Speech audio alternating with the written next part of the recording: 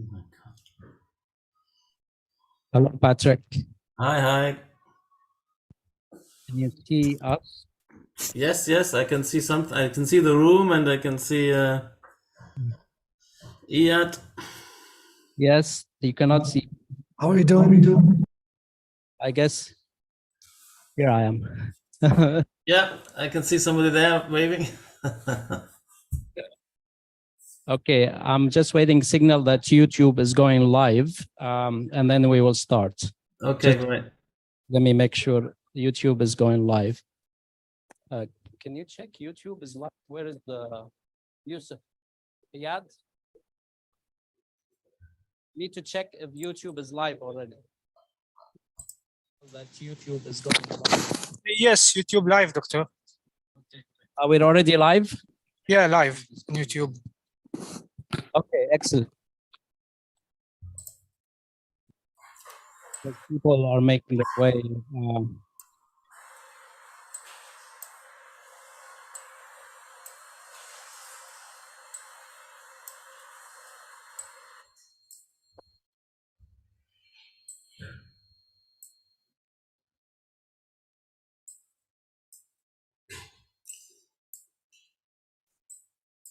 Yeah, I can't hear you guys. Okay. Now I hear you. Yeah, I will in the meantime, while you make your introductions, I will try to share my screen to see how that works.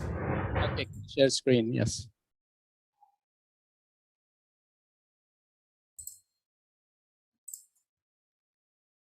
Yeah, we can see the screen. Let's see if this still works.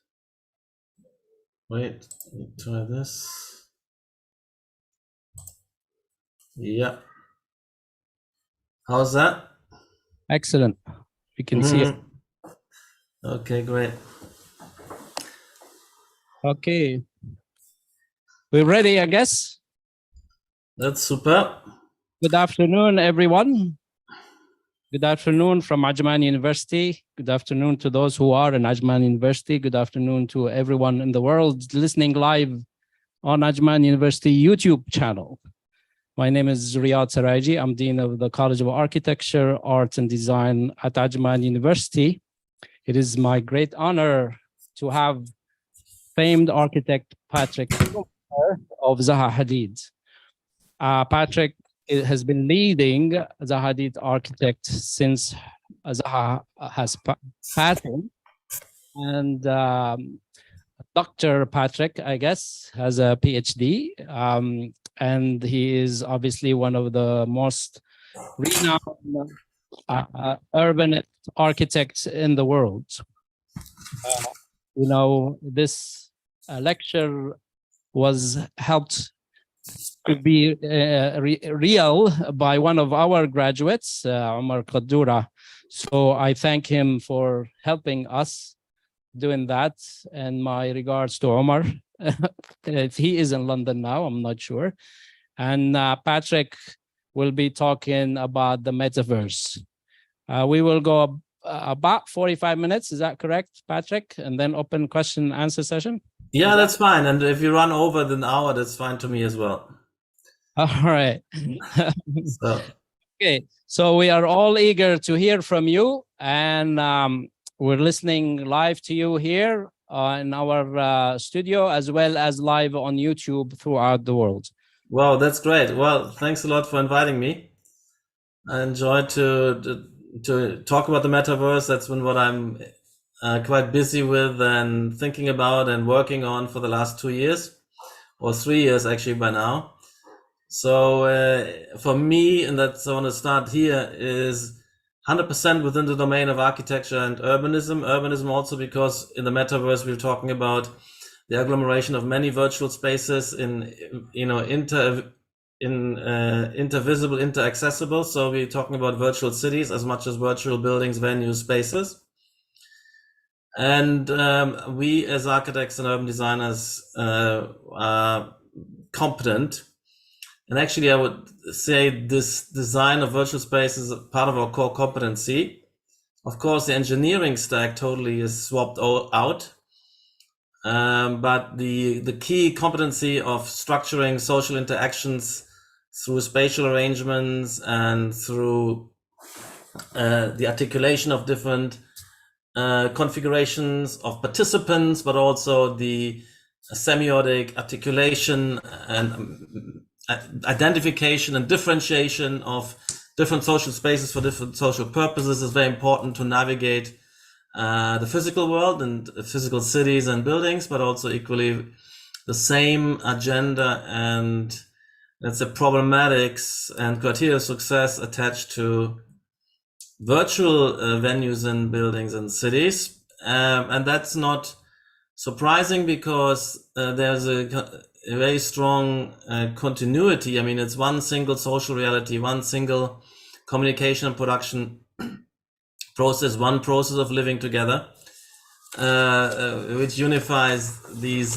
domains of the physical and virtual city, and they can also start to connect directly with each other. That's what is one of my theses.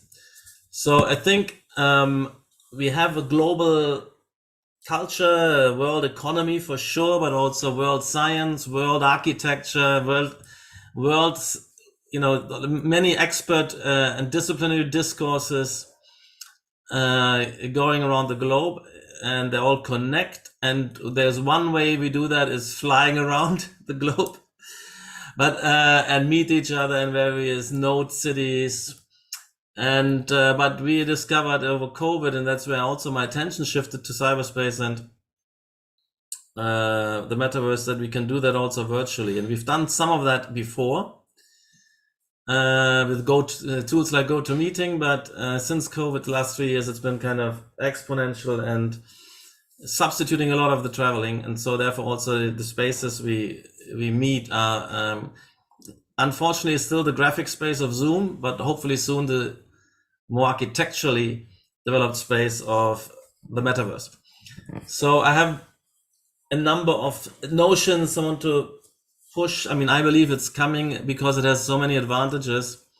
One thing is, the internet recently has become more focused, just on direct communication through the social web, but it's not very much real time, and it's mostly text-based or voice messages. So the focus on real-time communicative interaction is one thing which we can do remotely and through the metaverse. So the internet will have that advantage once it is designed by architects in a 3D fashion. It's also the interface expansion. So if I'm talking about a 360-degree layered dynamic interface, you're not just having a 2D surface where you click on menus or read pages, but you're immersed, and you can rotate and you can manipulate what you're looking at and see very intuitively, and you see layers deep in space, above, below, and all around. And that means you can navigate more intuitively, if it's an ordered 3D space, your destinations, and see many more things happening. And we often can recognize a situation, a group of people coming together, or an event starting. We can pick up clues quite quickly. It's a very different navigation of an interaction space than the current situation. So I think a major advantage, and that means we can be browsing, we can explore the virtual city, and not just type in keywords or log into websites we know. So we can be it's more of a journey of discovery of things you might not have known. And then of course once we're arriving at our destinations, it's very interaction rich. Because we are not only visiting websites alone, we're visiting these spaces with many other people we can then kind of communicate with, meet. So we're not just, we're always meeting in a context which stimulates our conversation, and rather than meeting, just communicating without context. So these are a number of compelling advantages. And the technology is getting there. So I predict the absolute switch over at a certain point when these networks effects kick in, when enough people are there and enough of these spaces are available. it will come at us like an avalanche. And I say that to all designers and architects, get ready, because you're gonna be kind of snowed in and snowed under with a lot of work. Or in let's say for your region, the analogy would be there's a kind of sandstorm of work coming, and you will be buried in work. Something to look forward. So some of the spaces we've been designing at Zardit Architects, I think they're signaling how one would design this is about unfolding all around, above and below, a lot of opportunities to interact, a lot of things going on. And then you can move towards them quickly, and on the way you can chit with others. Anyway, so that's the vision. And I mean, the vision is, interestingly, both cyberspace, the phrase, or also metaverse coming out of science fiction novels. Very interesting. And then when the internet kicked off in the late 80s, early 90s, the architects were already onto it and were excited. They thought that the internet might be a space rather than, a flat sheet. It turned out it became more like a, magazine based on the domain of graphic designers. But we already, I had a studio in TU Berlin, when I was teaching in the 95, where I was setting the theme of a virtual college. So we already was onto this, and this book by a colleague, Michael Benedict, is highly interesting, and I was reading it and stimulated. So there were cyberspace exploration in architecture in the early 90s to mid 90s late. And then as the internet kind of settled into the, let's say, domain of the graphic designer, this kind of didn't continue, but it took off again very recently. So, and for me personally, in the first weeks of COVID, I realized, wow, it's happening. Before I was already realizing we used a lot of technology transfer from the gaming industry, Unreal Engine 5 or Unity, to develop, fill spaces and do occupancy simulations and live process simulations, as I said. So we were already onto the tools. The technology transfer from the gaming industry into architecture had already started, but not yet metaverse related, more simulating, anticipating real spaces and simulating interaction and, moving VR and moving together in groups through our spaces. So that I was already prepared for the metaverse. But so I think the thesis here is, one is that cyberspace, the architects will take over the internet, because the internet will migrate into become the metaverse, or large parts of the internet. And everybody who has a website now will have a virtual space, and probably located in one or several virtual cities, every organization, every individual as well. And then I think that we will have some kind of fusion of urban space and architectural space with virtual spaces. So we won't experience all this only from our home with our headsets or with our laptop screen, but we will have these screens and other devices migrate into spaces, because we want to share events. We want to be physically co-located with people as well as digitally. It's like this lecture, this hybrid event, where you are physically together watching me talking, and we can interact and speak.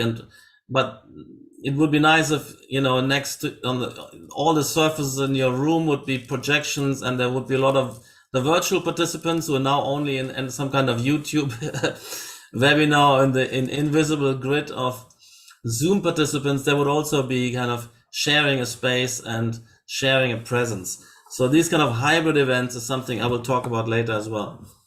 Now, first of all, just to visualize it a bit. So we have the history of the internet-based telecommunication moving from graphic paradigm to the spatial and architectural paradigm. And so from this kind of Zoom thing to where we appear as avatars in a 3D space. And the advantages are clear. You can degree of focus on the main topic.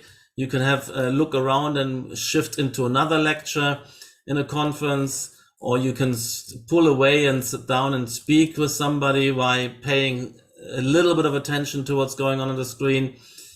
much more intuitively. So like in a real conference. So, and that's what we should do. And, you know, there's all these tools when I got into it and realized it's coming 3 years ago, you know, there was a lot of this exploration already. People were finding VR chat, for instance, interesting. And they use these tools coming out of the video gaming industry or Fortnite. You had people meeting and going into video games, and they used it as social hangout. So it was clear that the gaming industry had developed tools and technologies which were satisfying, let's say, a need and interest in sociality, and it was good enough to be exciting and a relatively okay and viable substitute for physical interaction. And so this is what we have been doing, for instance, with the Unity technology. We've been simulating crowds and interactions, and so to bring our buildings alive. But we also realized now, 3 years ago, I mean, these could also stay virtual, and you just work together and do stuff together, share your screens, or the non-starters exhibitions. All our exhibitions in the last few years were filmed and thrown as VR experience online. So a lot of these, and 3 years ago, a lot of the, let's say, exhibition and event industry were pushed either to go extinct or shift into the virtual. And our technology partner, Metaverse, for our current Metaverse projects, are also a physical events company who reinvented themselves for the domain of the virtual. So anyway, I think you wonder what's this mean? I mean, I've been talking for many years about what I call the semiological project. So I think when we built the designed environment, it's not only about physical barriers and shelter, but about demarcating different semiologically effective markings to distinguish territories, and we can self-sort and self-orient relative to them, and we know the rules when we cross from one space into another, and it doesn't need to be a wall and a door. It's just stepping into a different zone with different character, atmosphere, social protocols, and different functions. And we can do that, and we need to notice and understand the situations, and therefore architecture should help, and it usually does help, because there's some kind of what I call a natural semiosis. There is a kind of spatial visual language in the built environment where we can see the meanings of situations. That's been going on for many centuries in all cultures, of course, and it includes also the way you dress up. You can see different, let's say, social positionality and your roles in the family, etc., expressed through dress, as well as the settings and decorations of spaces that tell you what's more festive, what's in more formal versus informal, what are these spaces for. There's a language, and this is very important to maintain and develop also in the contemporary.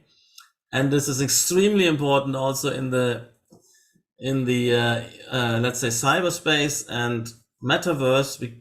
That's nearly it becomes clear that when we go to metaverse, because all the physical disappears, but all the semiological and also the spatial ordering stays, that this is really our core competency, which goes across. Okay, so there's this much a little bit for the theoretical framing and thinking about, but so what we've done here, this is actually a metaverse for a city, a small cluster of buildings initially, which went to grow into a larger cluster and more dense cluster, for a new kind of micronation located between Croatia and Serbia, this Liberland. It's also a political project. And since that at the moment don't have the land, I mean, they're claiming the land because neither Croatia nor Serbia want the land. They have developed a community of around the world of citizens, and we're starting to develop a virtual city to begin with. And this could then later be built, or versions of this, but you can already gather various clients, institutions. We were thinking about the crypto and Web3 kind of ecosystem and libertarian think tanks and such. And we built an incubator building, inviting different companies to join. And we had different events, conferences, and we have NFT, let's say a plaza where you can display your NFTs and so on and so forth. So we generated this. And it looks very much like an architecture, because in this case, it is a virtual city which is trying to help make tangible and bring people on board, build a community around the world of people who would eventually want to settle physically. So that's some kind of an anticipatory digital twin. But we also realized this could also, if the physical space doesn't happen, that virtual space of communication can continue to happen.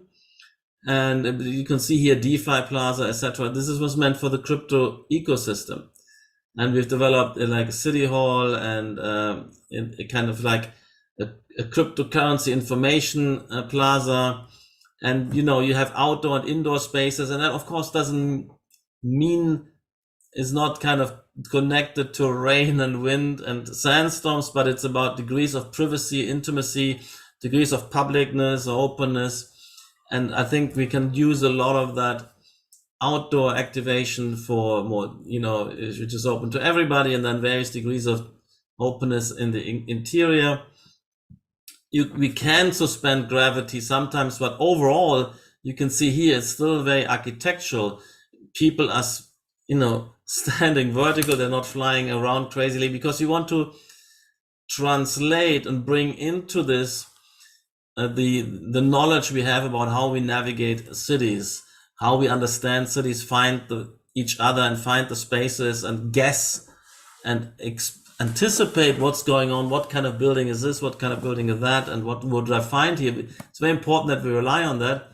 But then we can also, allow for users or firms to participate in fitting out their buildings or their parts, their zones, by offering these kind of modules. And in some in metaverse, you have this kind of in-world builder. So you assist and yet have a very coherent outcome later. The users to fit out their own spaces, like you're doing with some kind of websites offering how do you combine the elements into your kitchen or into an IKEA shelf. So that configurator was part of that story, and that's easily to develop if you have everything 3D online and these modules can slot together. But then it was also very important that the different parts are open and intervisible, that you have a community of interest, that you can share footfall, that you have intimacy and openness and intervisibility. So these kind of topics we also been talking about in our physical work when we're doing corporate headquarters, or when we're doing mixed-use complexes with atria, where you want this depth of vision. So you can see here that you see on different levels, you would see what all the activities are. You also see out into the urban, so you know what buildings are next door and what might go on there. You can overlook the plazas. And so this was running real time, open. I mean, we had it open for a year, not to the general public because it's still expensive and to maintain, and we didn't have paying clients yet, but we had a number of interesting events where you can also, live stream videos, different organizations showing their ideas on a video screen, and then the representatives could be there on the kind of conferencing day. You can go around and talk to people. They show you what they have, and it's quite casual. And then we also have the big main screen where most of people are watching, but you can also look from a distance and see if you want to go down or want to pull away. So it's more fluid and dynamic, and it works quite well. So I was also, you can see here, I was giving a similar lecture into the metaverse to the the gathered avatars, and you all have their names, and you can chat with them. And in the end, I had a kind of dance off. And I was both in there as an avatar and as a lecturer. And I met quite a few people. People come to me and talk to me, and say, what did you? They liked what I was discussing me in one-to-ones or in small groups. Anyway, so this works, and then the idea to expand that into on a city scale, different ideas of. I want to go into this detail of how this urban order can develop. You can design it, master planning, top down, but then you can also allow individual landowners, larger ones, to coordinate and make rules. And then you can also allow everybody to do their own thing, which will be interesting to see who is ending up next to who and how they find each other in a fluid, spontaneous order. Because I believe a lot of people, when a company organization goes to a city and there's a lot of freedom, they will look around not only which nice places, but in our case, they would see who is already settled there. Like you would want to sit and say, okay, I want to join this group. I want to be close to this university, close to this cafe, on top of the cafe, or I join a cluster of design shops with my own design shops, like you would do. And the interesting thing here is it's more fluid and open, and you usually find maybe space quicker than the city, and you don't have all these planning regulations currently, which make it very, very difficult to have this process in real cities, because the planners have prescribed everything. So there's very little, let's say, discovery process of what I call these co-location synergies.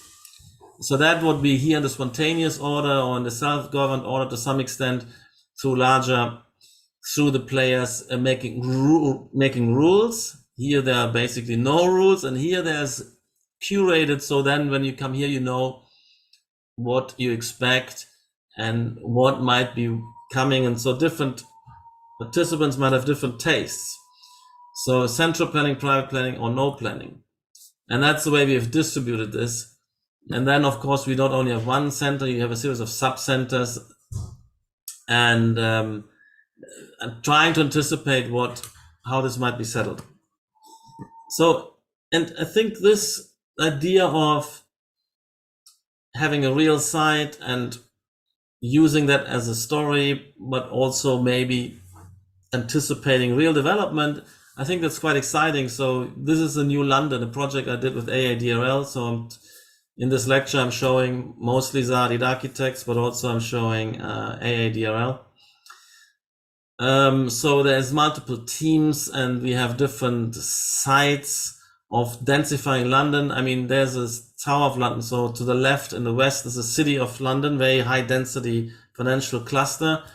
Right here on the right, on the east, starts Canary Wharf, another big dense buildup of towers for the financial sector, which also becomes more mixed use with residents. In between, it's kind of very underdeveloped. So we're saying, okay, this could be developed. But it's probably, how do you kick this off? How do you show potential? So you could do a plan and show it to somebody, but what if you would build it up and throw it online and make it 3D available and start using it and show potential there and let people buy virtual land, and later, and maybe that could kickstart the idea of that transformation in physical as well. And since we're modeling everything anyway in full 3D, and we used to do everything in VR compatible to show clients, the step to kind of put this together and make it available for multi-user, massive multiplayer in a sense, coming out of the gaming industry is a kind of an easy step. And the systems become so powerful. Okay, this amount of geometry is quite a lot to swallow, but we're building now at the moment. I actually don't have a picture. It's brand new. We're doing a Zaadid city, virtual city, to show clients. And so the systems start to allow larger and larger models. And that's why I will show you at the end our metaverse. We coming in now, second generation. The first generation metaverse, the technological base is very weak, and so they will have a hard time competing in the next round. Okay, so I wanted to show this one where it's a different use of the metaverse or of, let's say, virtual interaction spaces. That's Honduras. It's an interesting project called Honduras Prospera. And this is an interesting idea because there's an entrepreneur, a city building entrepreneur. In Honduras, there's a special law. You can do these kind of special economic zones. So you can have more degrees of freedom to develop your idea of what this society might become and invite a lot of people aiming, for instance, for the tech sector, for a younger population who is still mobile and adventurous to come out and generate this new cluster of productive cluster of co-working, co-living, living together. And one of the ideas here is it's all timber-based, it's all robotic, but it's also all module-based. So it's similar to this kind of in-world builder. And we actually also want to, this can be interfaced with and looked at and played with by future buyers or future potential residents, like a metaverse where they can pick modules and place them. So you have this interface. There is this kind of set of voxels, and you can pick a voxel and then fill that with modules. But the idea is also that you know who is next door, who is there, and who I want to maybe be close to. Maybe we can share a gym or a terrace together, or a group of people share a swimming pool. So you can communicate ahead of the construction. You can build the community and let their choices develop the product. And then construction is a much more well adapted to the requirements and needs of the potential buyers, and they get more value out of it. So you can see here that this kind of an metaverse style 3D environment, participating and multiplayer, you can then also do something, go in there, and then you'll see somebody else who's been doing stuff. You can look at it together, talk, and then say, let's drop this terrace here and use it. So that's the idea, and then it's based on these kind of modular, so inspired by the in-world builder. You also find in some metaverse like Decentraland. And so you see, I'm looking for, I think the metaverse could also, and I'll show you that later, be fully freestanding, but it could also be used to develop physical cities. But even after this has been built, the virtual space could stay, particularly if people are not the whole year there. They can meet and use the virtual spaces. They can also use this to maybe think of expansions, etc., or you have a secondary market, continuing, of course, selling your apartment again, etc., buying a bigger one. So I think these digital twin or anticipatory environments is one good use case. Where they also have functionality throughout. So we have a number of clients where we have to develop a, for instance, a residential community, and they want the clubhouse to be a virtual environment for everybody to share. And they want then the clubhouse to be built like this later, but also they don't want to give up and kind of discontinue the virtual space. So that will continue. Anyway, so this is also based on the idea of a so-called circular factory. So you can see here that there is a bunch of robots in a container and local timber, and then you can do local construction. But if everything is modularized and standardized in its parts, but maybe adaptive parametrically, you can and it's kind of the production process is thought through. So when people pick up modules and drop them, there is a downstream way of making them. So that's happening. And there was at the Venice Biennale, there was a show of the circular factory.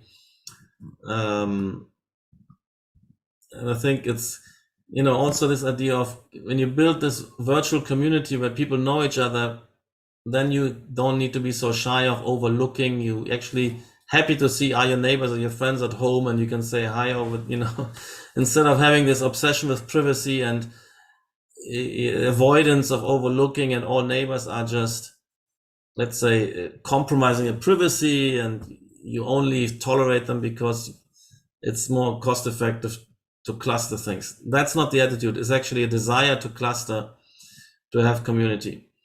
So I just go through this, and there's different versions of this. And another one where this kind of hybrid condition is, we did this study for a big technology company in Silicon Valley. And this was also the idea of modules and a 3D environment where people, participants can play around, and then you can kind of reshuffle and redissect this. But this was also operating virtually.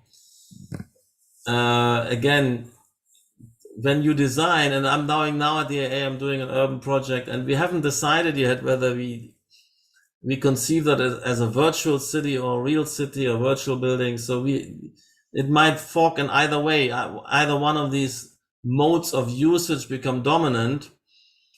And then, of course, if you know it's going to be metaverse, then you can lighten up the structure and you can be more dynamic in the let's say, interaction and transformation. But this is also conceived physically to be easily reconfigurable.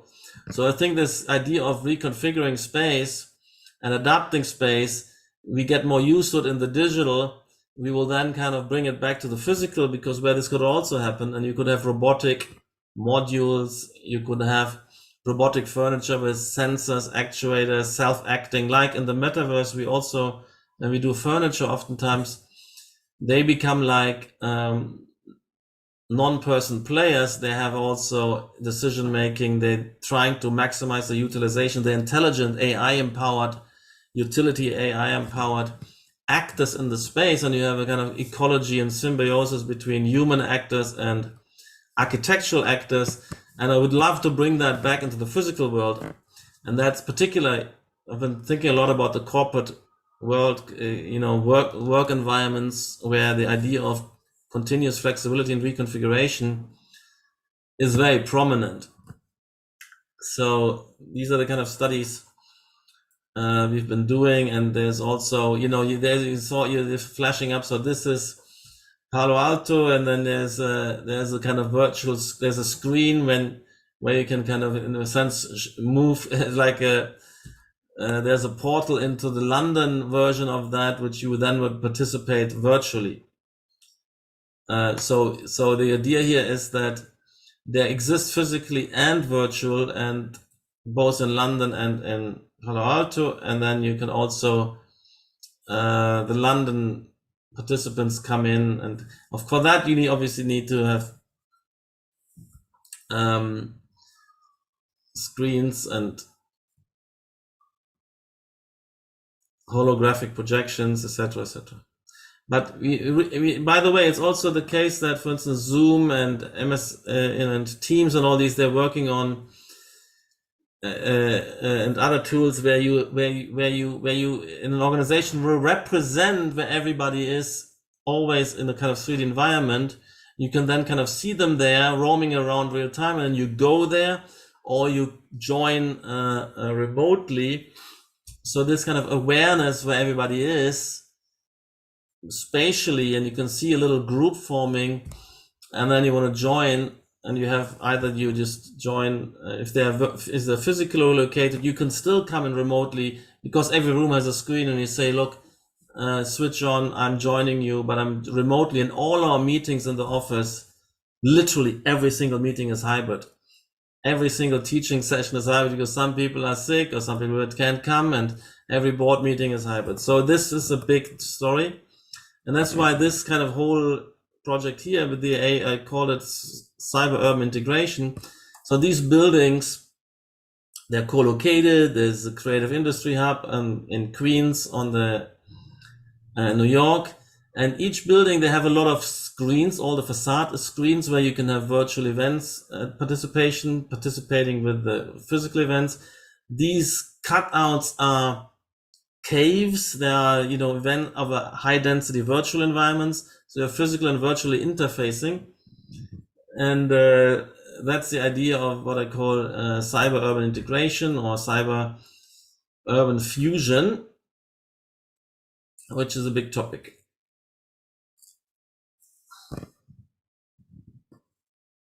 So this is again AADRL work. So I'm switching between office work and student work. Also in between those two, I have various PhD groups doing more intensive, let's say, rigorous research of developing these ideas. So here, this idea where you have partly physically together, and then there's a number of remote, and they're sitting somehow as if in a similar space, and there's more equal status of the remote and physical presences. Or meetings here where you have two groups interfacing with each other rather than only everybody separate from home. And if you think of the whole space being filled with these opportunities of panoramic screen in particular, where you're surrounded you're nearly in a virtual space, or table surfaces, ceilings could be projecting. So everything is much more, I mean, you have seen that if you go to Singapore and you see the big casino and hotel, you know, there's a mall where the whole floor is an LED screen, where you have virtual creatures and entities guiding you around, and you can walk all over that. And so this is I think, a fascinating possibility. So you can see the whole space becomes semi-dematerialized.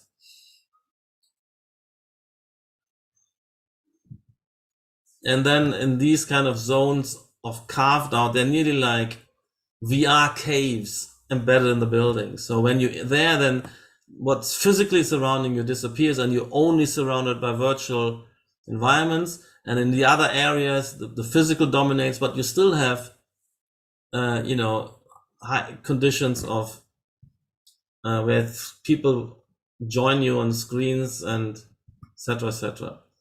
So this is some of that. And these virtual and physical spaces need to be designed together. So the architect is designing both the physical building, of course, the way the screens and, let's say, holographic projection zones are. And then, of course, they also design those virtual space expansions and the virtual furniture, if you like, to make it seamless, to make it integrated.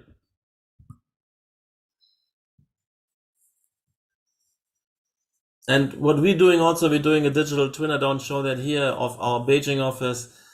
So we can join in and meet, and then we can have a model spinning in front of us, and we can talk about a 3D model and draw on top of it. So it's also a collaborative tool. And so then recently I've done this more on the city scale. What would you do? How would you generate something which has diversity but also has a global form, easy to navigate, so that there's a certain system, for instance, a series of centers and sub-centers and different city formations which have a global structure which you can easily grasp. Where's what? Where the main cultural center? Where's the tower clustering, etc., and where the quieter zones, etc. And so there's a number of these studies using the landscape, using kind of dish formation to have more intervisibility instead of a flat situation, and also playing with dissolving some of the solidity you require in physical spaces, the lack of structure, but still you're trying to make groups, you have still kind of a gravity at play. And it's quite abstract. Of course, we will still have to remain generate recognizable situations. So this is more artistic play, and when we would come to functionalize this, we would really have to determine what are these platforms for, what is going to be discussed here or shown here, etc., etc.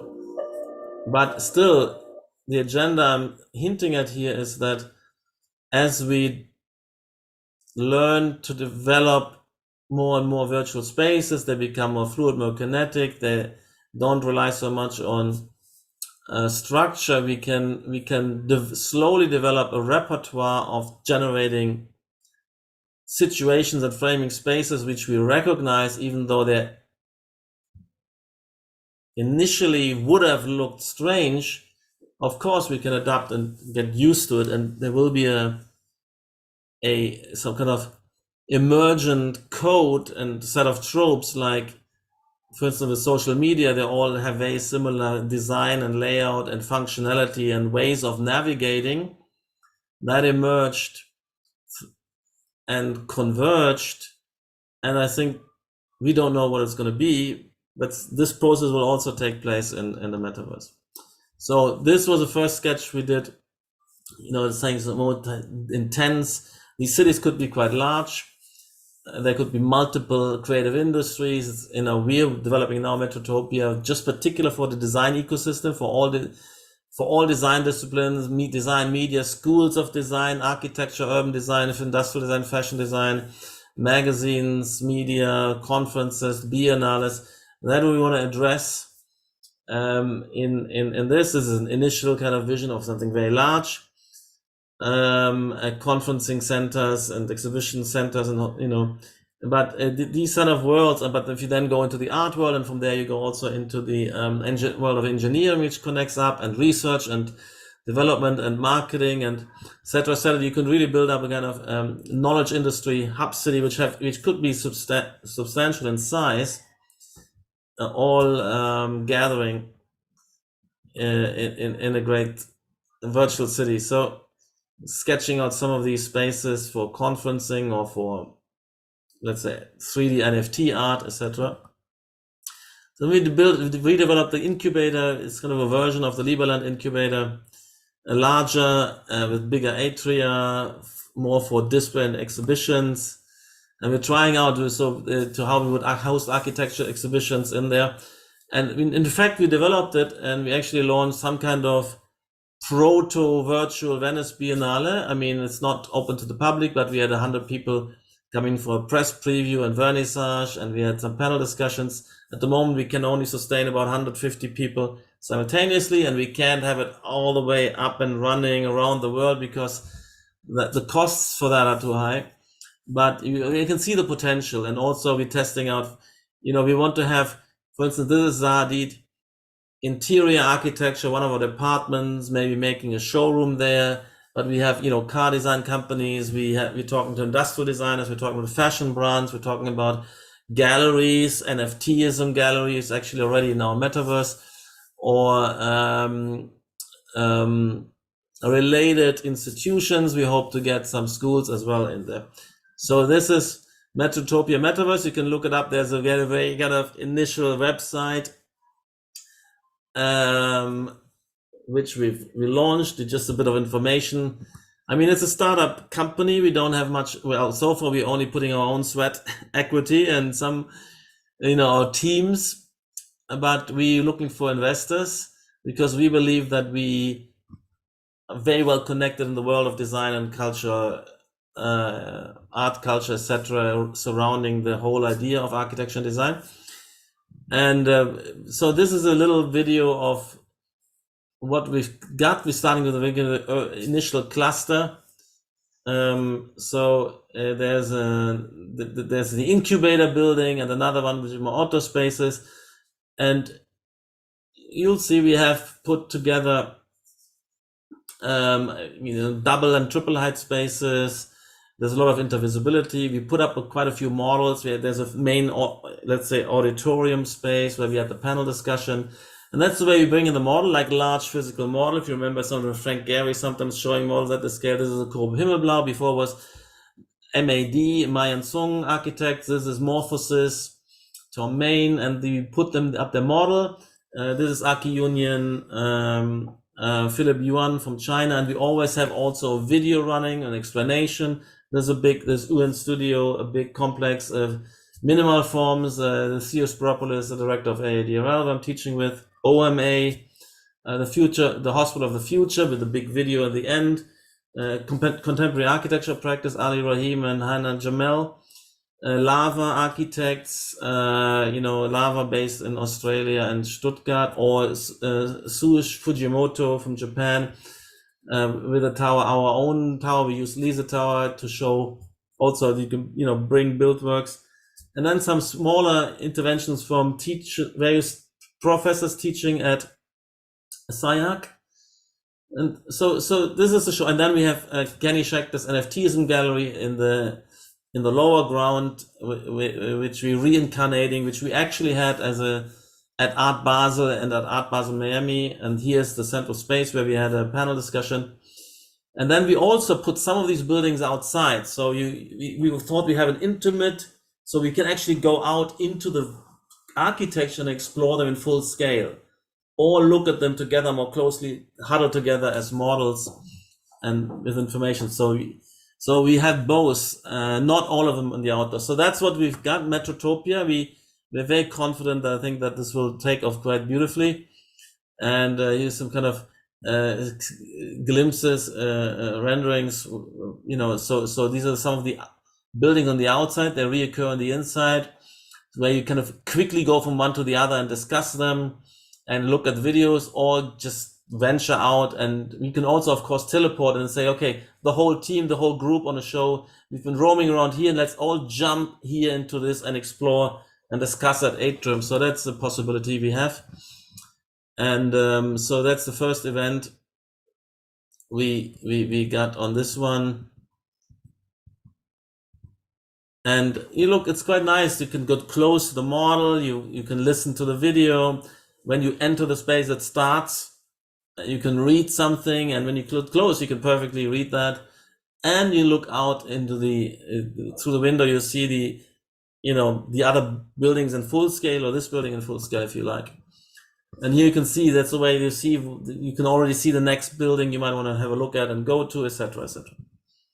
That's the Mayan Sung building, the Wolf Pricks building, etc. This is Ceos Propolis in minimal form. So you can also then see here minima forms. You see the project, and you see videos and descriptions.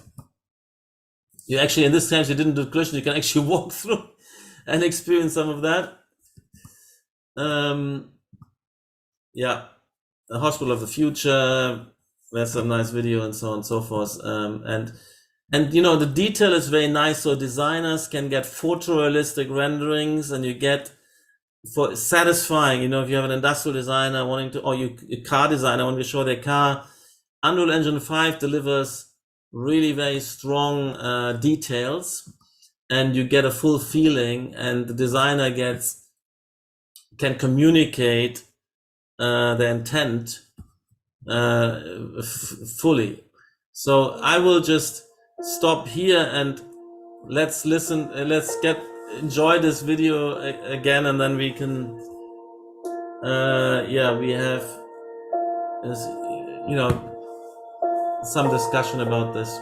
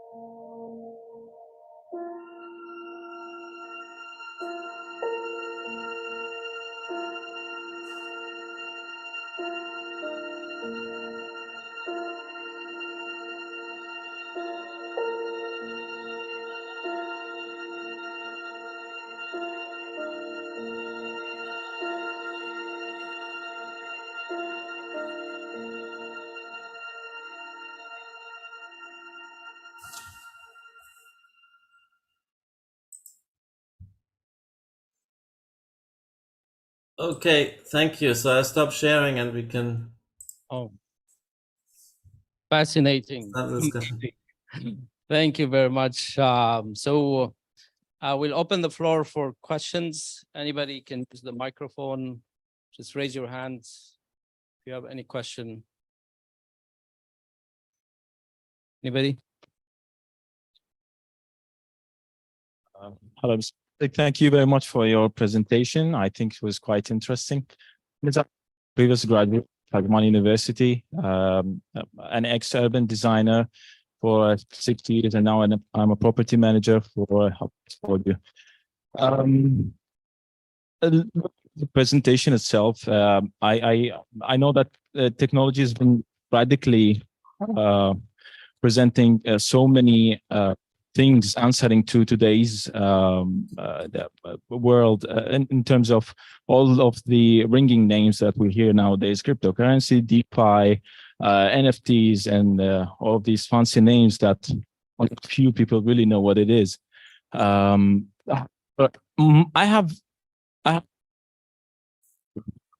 two ethical concerns to what you have just said.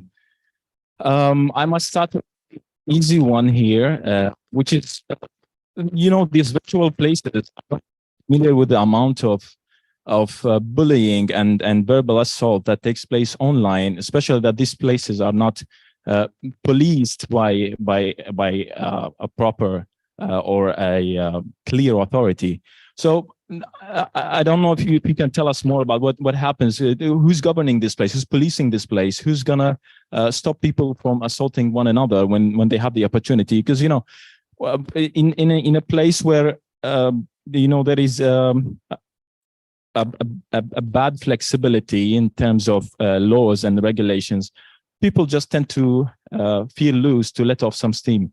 So this is one concern. The other concern is in today's world, I would really discourage any technology that makes me sit in 1 by 1 square meter wearing a gadget in my eyes, or for 3 to 6 hours per day just to have a meeting or something, or to jump from one building to another. Humans were built for much more than that. We have a superior sense of communication, and that's what made our species very special. In that regard, we were definitely built for more. I don't want to stare at wood. I want to touch the wood. I don't want to stare at food. I want to smell the food. We are, 10 years down the line, what are the actual effects morally on the psyche of the human being, on the physical health of the human being? These are my two concerns. I could add a little bit more, but stop here. Yeah, well, thanks for the question. So with respect to Metrotopia and this very kind of, let's say, particular environment, this is not a random club, or you have some of these websites, VR chat, where you might have that, what you're talking about, people randomly gathering for having fun or having a club experience. I don't know. This is a professional environment where you have mostly creative industry professionals gathering, and maybe an interested public or potential clients. So don't expect a lot of rudeness and bullying. Policing, yes. We would be the host of the metaverse, and we would think about. We haven't developed all this. Think about the policies of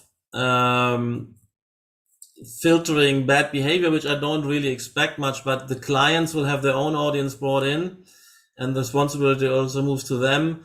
One could then obviously have penalties and blocking out and notifying. There could be buttons, etc. So there is.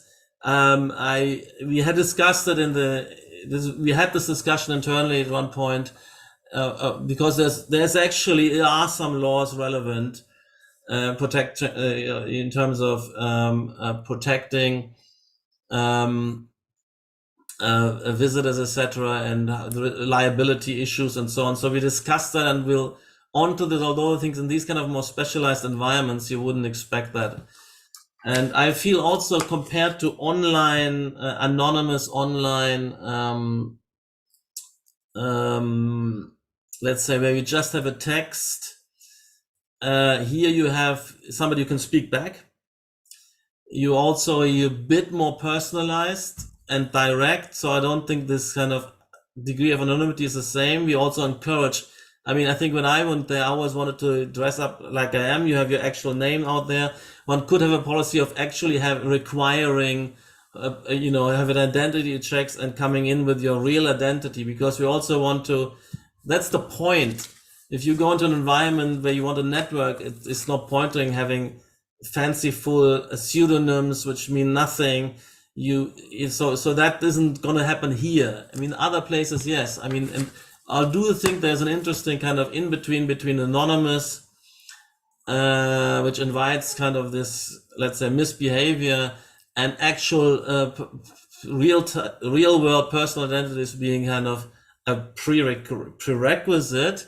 At some point, it surely would be, but then there's this idea of pseudonymity where you can build up a reputation and a trackability across all your let's say internet activities. That will be an alternative. But I'm actually somebody who I'm on Twitter and on Facebook and on Substack, etc., Instagram, and I always use my real name, my real face, because it's a part of the real world. So so that's to that one. I think that physical health. So first of all, as you might have noticed, I have talked a lot about integrating participation in virtual worlds, in buildings and even public spaces, in larger settings where you move around, where you have a full panoramic screen and not goggles, and not only home from remote, but we also need to allow for remote home. I don't think it's unhealthy. I've been doing this for COVID in the last 3 years, where I'm sitting on my desk, but my desk I'm not in a 1 square meter log cabin. I'm looking into a nice garden, and my screen at home is, a nice large curved screen, etc., etc. So and in our office, for instance, we usually, there's always a room full of people, and we have a big screen where people dial in. So I don't think it's, yes, I admit that I've picked up a few kilos, and I'm glad that I'm also living more of a hybrid life now, and not only sitting at home. But I didn't think it was excessively unhealthy, and I think with respect to kind of mental health and so on, what I just find it stimulating. You can communicate more. I can be, I was seeing my AA student this morning, and I was actually seeing them physically, and I can still give that lecture to you now. Missing that, I would have to, not have done anything else. And actually, yesterday I would have prepared and was flying over, and then I'm sitting in the airplane, and that's not necessarily healthy. And then I'm kind of, to give that 1 hour, that 2 hour communication, I give up 2-3 days. So I think that's also very important. And look, we're not living in the era of village communities. Our communities are global communities. I have my friends, and the most interesting people I want to talk to are spread around the world. And we now making an AA jury. We used to bring these flying people in from LA, from New York, from Beijing, and we might do part of that and partly hybrid. And so I think it's just simply the world and I think it's, in terms of happiness or feeling well, the more productive we are, the more we can see getting things done and feel connected in the world and get stimulated and get resonance, the better we feel. and these tools will only help for that. So I also don't like, I wouldn't like, my children or so to spend 18 hours video gaming. It's got to be balanced, and that's why I love that idea of what I call cyber urban integration as well. And in the end, you can also have it you wear these Google glasses, AR glasses, very light, and give you information overlays, etc. So, but we have to say that, I mean, the productivity of being connected and communicating in a global community of value and expertise and stimulation, I think that will happen, and I think we will the time we're spending online will be more stimulating and more enriching.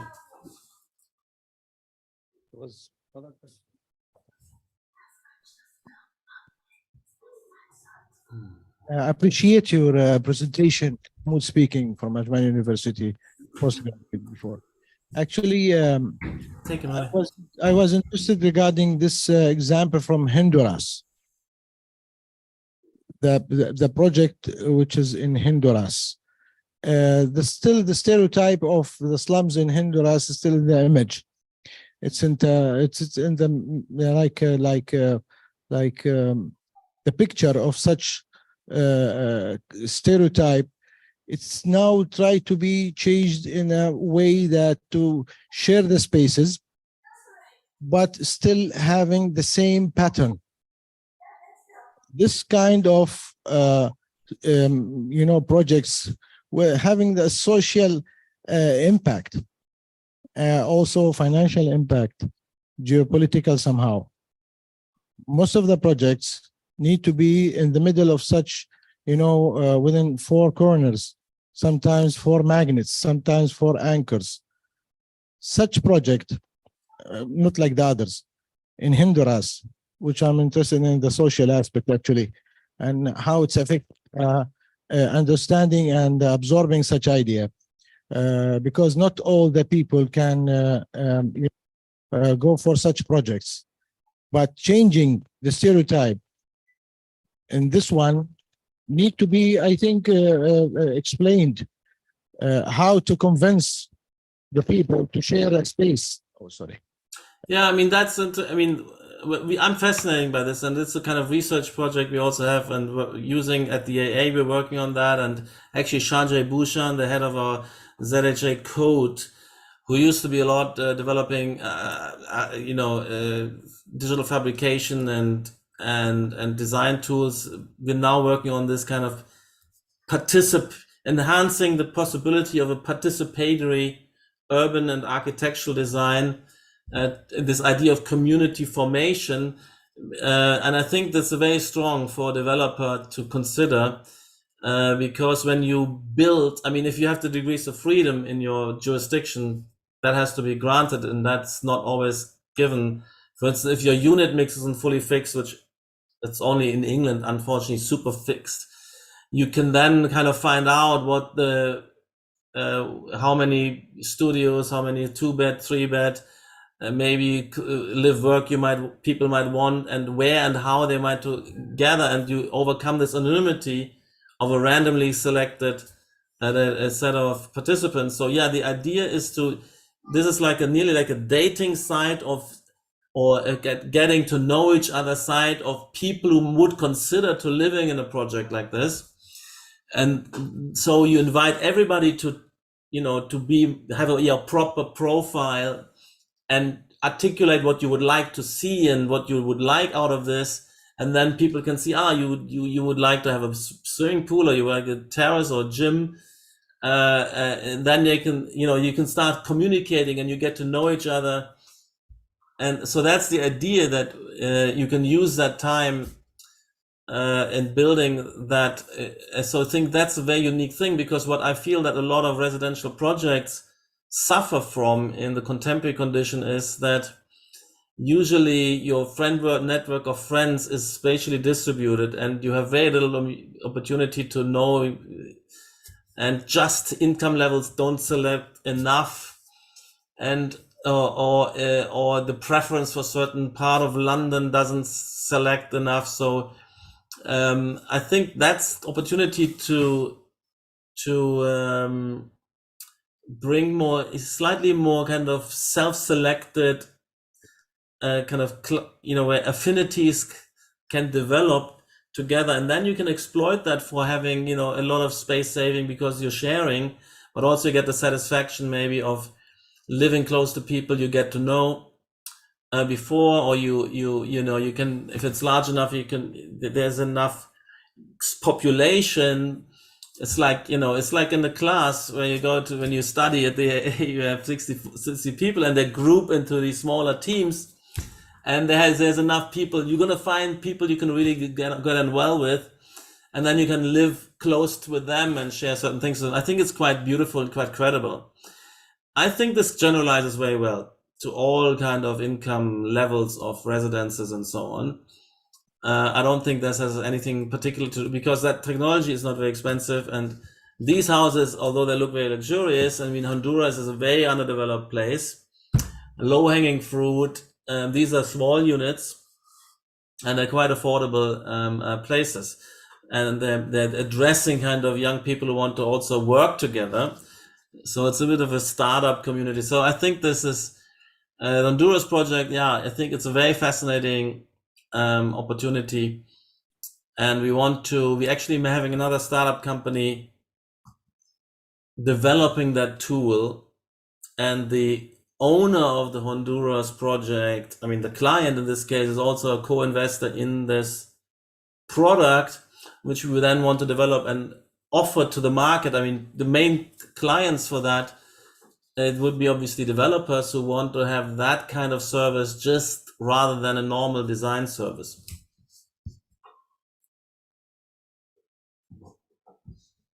Hello, my name is Sahar Karufa. I'm a professor here at Ajman University.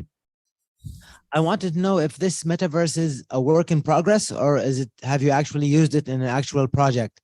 If you've used it in an actual project, what was your experience about it? Yeah, so it's certainly a work in progress, but we had used, I mean, the Metrotopia, that the Liberland we've just used for certain events. So there was a big conference, 7 years of Liberland, the project, and we had about 25 speakers with very short speeches, and we had several of these organizations setting up kind of a booth or be given a zone and a screen. So that was running for about 5 hours. And then we had a second event, which was kind of floating man festival, which was a digital version of another event, more social, but also with conferencing. So that was the Liberland. We had 2 events, and the Metrotopia, which is brand new, we just had one, let's say a day of a total of, again, 4 hours, where we started 1 hour.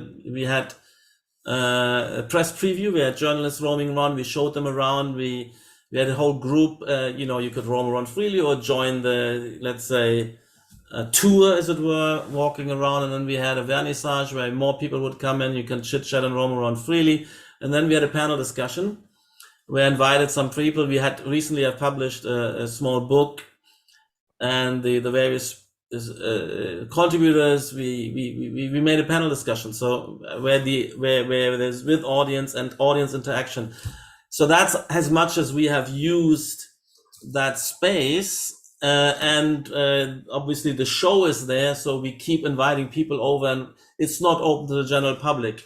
So in this sense, we can't really call it a biennale in the proper sense. It's a biennale for invited participants, where we made these kind of places where we've invited a lot coming together, and now we're using it to show around. But we have a series of events throughout the year. This will be open until so this metaverse we continue to build, but there will also be the Chicago Biennale coming in November, adding additional material. And the Venice Biennale we will have over the summer. We have a few more events where we invite some people and discussion. There's actually Kenny Schachter will give a lecture in there. So it is being used. And in this sense, it has a reality, and we have real interesting events. We could have alternatively, hired a venue and invite Kenny and audience to speak, or we could have used Zoom. So it's an alternative to substitutes for either of these, and it's somehow, I think, in terms of functionality, it's in between a Zoom event and a physical event. Physical event, of course, it's hard to get everybody, and this one is more convenient, and you have additional. So, for instance, in a physical event, I mean, let's say the way Kenny wants to display these NFTs, it's a bit more, you can get close, it's a bit more self-exploratory than just having a slideshow where the NFTs fly through. So it's more interesting. And as you've seen, some of the pieces in his gallery, they're also 3D, and they're kind of exploding and coming back. So I think there is advantages even over the physical. So that's the way how real this is. But it's certainly, let's say, better version, a beta, being beta tested kind of thing. But it is there, and we cumulatively build it from here.